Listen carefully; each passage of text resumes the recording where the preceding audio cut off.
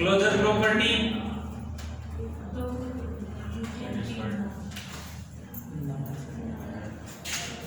Closure तो हो जाएगी एसोसिएटिव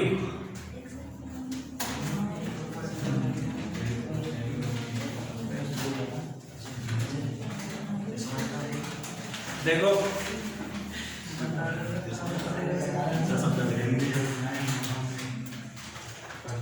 उपग्रुप का वो परिभाषा लगाओगे बहुत लेंथी पड़ेगा।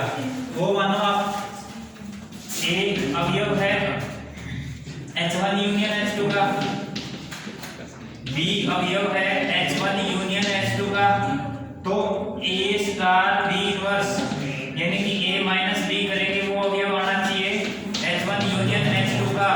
यदि अगर आता है तो उपग्रुप है और नहीं आता तो उपग्रुप नहीं होगा। अब देखो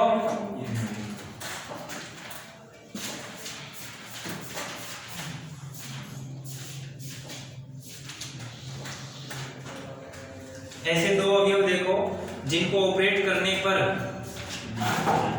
H का अवयव नहीं आए, यानी कि इसमें कौन से अवयव नहीं आ रहे? 2 आ गया, 3 आ गया, 4 आ गया, 5 नहीं आ रहा, 6 आ गया, 7 नहीं आ रहा, 8 आ गया, 9 आ गया, 9 आ गया, 10 नहीं आ रहा, 11 नहीं आएगा और 12 आ जाएगा।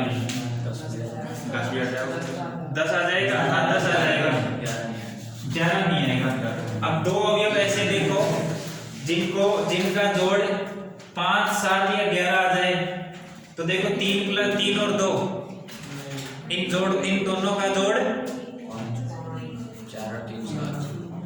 4 और 3 7। देखो मैंने 3 अवयव लिया H1 यूनियन H2 का और 4 माइनस का 4 अवयव लिया H1 यूनियन H2 का, -4 का प्रतिलोम प्लस का 4 होगा, तो 3 प्लस 4 किया अवयव है H1 यूनियन H2 का, नहीं है तो नहीं है, तो H1 union H2 Z plus का ग्रुप नहीं है। ठीक है,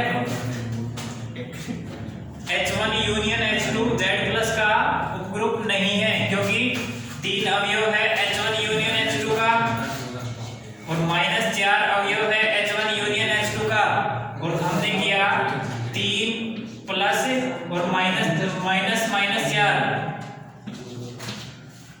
-4 का प्रतिलोम प्लस का 4 होगा, तो 3 प्लस 4 बराबर 7 और 7 does not belongs to H1 union H2।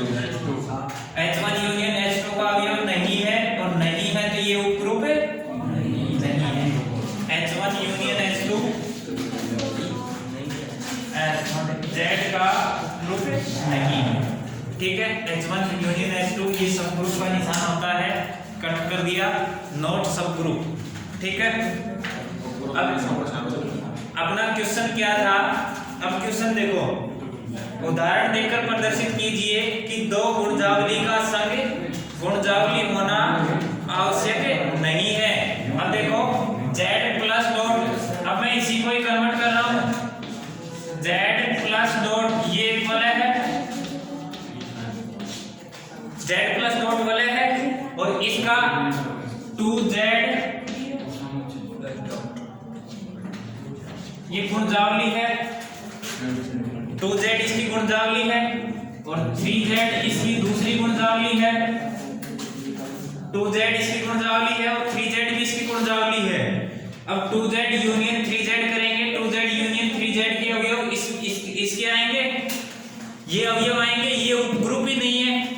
गुणजावली बताने के लिए पहला काम तो क्या होता है? उपग्रुप बताना होता है, और ये उपग्रुप ही नहीं है। उपग्रुप नहीं है तो इसकी गुणजावली, इन दोनों का यूनियन गुणजावली नहीं होगा। ठीक है, अपना क्वेश्चन नंबर 5 यही था, उदाहरण देकर प्रदर्शित कीजिए दो गुणजावली का संग एक गुणजावली होना आवश्यक नहीं होने का। गुणजावली होने के एग्जाम्पल तो बहुत मिल जाएंगे, नहीं होने के ढूंढने होते हैं और वो आपस में कोप्राइम ही उठाना। 2 और 3 4 और 8 तो कंटेन कर जाएंगे 4 वाले सारे उसी में। 2 6 उठा लेना, 3 5 ले लेना, 2 6 भी उसी में कंटेन कर जाए। ऐसे उठाने हैं जो जो दोनों का यूनियन करे तो एक जैसा ना आए, बस ये ध्यान रखना। अगर या तो 2z इसमें कंटेन कर गया तो भी वो गुणजावली बन जाएगी, या 3z इसमें कंटेन कर गया तो भी वो गुणजावली बन जाएगी। ठीक है, इसी पेयर में उठाना है कि दोनों का इंटरसेक्शन करे, इंटरसेक्शन नहीं यूनियन करे, तो कोई ना कोई ऐसे अवयव आए कि इसके इसमें नहीं और इसके इसमें नहीं हो। ठीक है, जैसे इसमें थे 3 वाले अवयव इसमें नहीं थे, 4 वाले सारे इवन तो इसमें आ जाएंगे, 4 इसमें नहीं है, 6 है वो दोनों में है, 8 इसमें है, 9 इसमें नहीं है। ठीक है, तो ऐसे और ये 2z 3z इन दोनों का इंटरसेक्शन यूनियन करेंगे, ये आएगा। इनके कोई दो अवयव देख लो जिनका योग इसमें नहीं आ रहा हो, नहीं आ रहा है तो ये गुणजावली भी नहीं है। ठीक है, नेक्स्ट देखो, पूर्णांकों की रिंग z+डॉट एक मुख्य गुणजावली वाले है। पूर्णांकों की रिंग z+डॉट एक मुख्य गुणजावली, क्योंकि इसकी प्रत्येक गुणजावली मुख्य गुणजावली होती है। मुख्य गुणजावली यानी कि एक अवयव से जनरेट कर देती है गुणजावली के प्रत्येक अवयव को।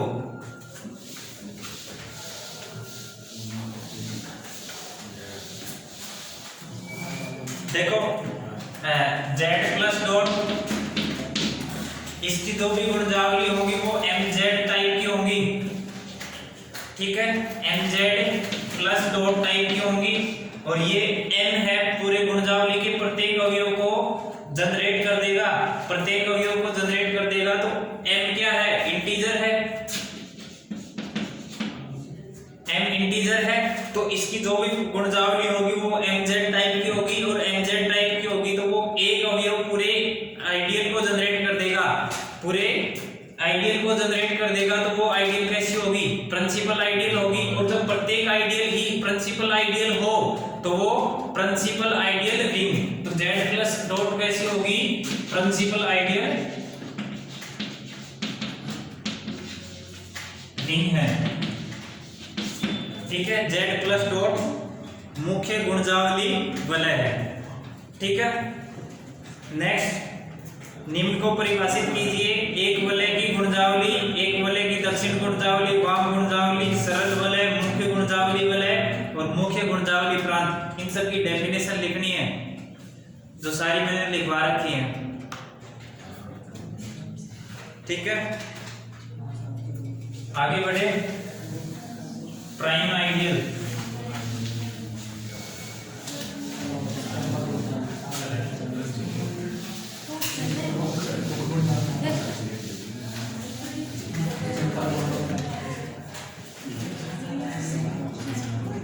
देखो अभाज्य गुणजावली, नेक्स्ट चैप्टर पे चलते हैं। अभाज्य गुणजावली, सारी बातें नहीं,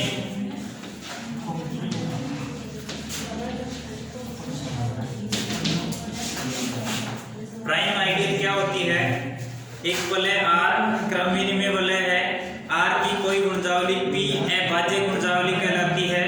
यदि A B P के मेंबर हो तो A और B, यदि R के मेंबर हो तो A P का मेंबर होना चाहिए या B P का मेंबर होना चाहिए। ठीक है,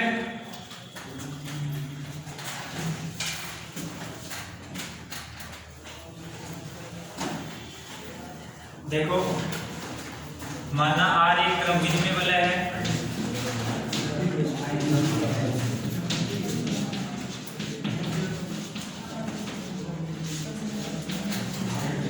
माना R एक क्रम विनिमय वलय है। अरे बातें नहीं, R की कोई गुणजावली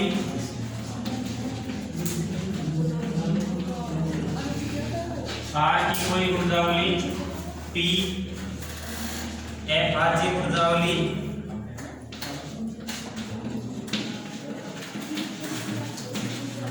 कहलाती है।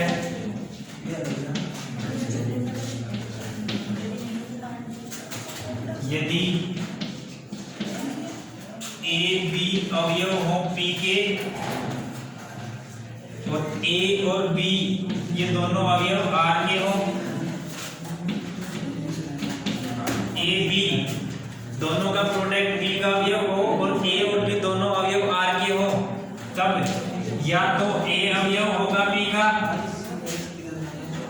तब या तो ए अवयव होगा बी का या बी अवयव पी का होगा। दोनों में से कम एक अवयव पी का होना चाहिए। तो ये जो पी है वो गुणजावली अभाज्य गुणजावली कहलाएगी। जैसे एग्जांपल है z प्लस डॉट वलय में गुणजावली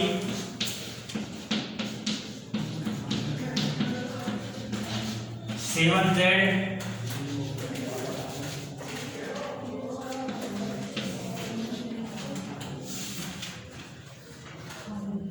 जेड है और इसमें अवयव कौन से हैं? 7z बराबर 0 प्लस माइनस 7 40 21 यानी 7 के मल्टीपल होंगे जो 7 से जनरेटेड आइडियल है यानी कि प्रिंसिपल आइडियल है। ठीक है, अब देखो यह एक अभाज्य गुणजावली है, यह एक अभाज्य गुणजावली है।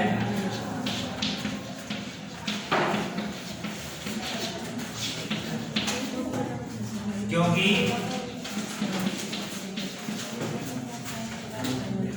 ए बी अवयव अगर 7z का है तब 7 डिवाइड, देखो ए बी अगर 7z ए बी अवयव है वो इसका है तो 7 ए बी को डिवाइड करेगा। ठीक है, मैंने ए बी अगर 21 ले लिया तो 7 20 को डिवाइड कर रहा है, 7 20 को डिवाइड कर रहा है, 7 21 3 टाइम डिवाइड हो गया।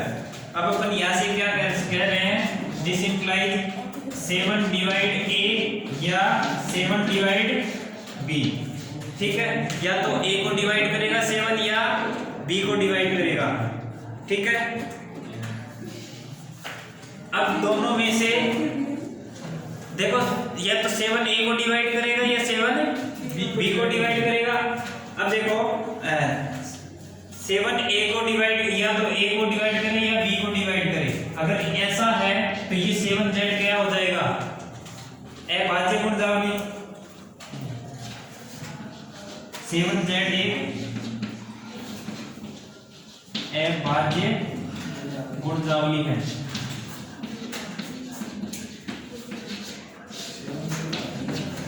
देखो दूसरा ये कह रहा है 6z है। एक इसको अगर एक काउंटर एग्जांपल से देखो, जैसे 6z है, इसमें अवयव लिए 24 लिया, 24 8 किया 24, 8 अवयव नहीं है 6z का और 3 अवयव भी नहीं है 6z का, तो ये नॉट प्राइम आइडियल। ठीक है, 6z है तो प्राइम आइडियल नहीं है और ये क्या है? ये प्राइम आइडियल है, 7z प्राइम आइडियल है। ऐसे pz टाइप के जो या ऐसे कहूं मैं mz टाइप के जो भी आइडियल है जहां m क्या हो? अभाज्य हो, m अभाज्य संख्या हो तो वो सभी प्राइम आइडियल कहलाते हैं। ठीक है,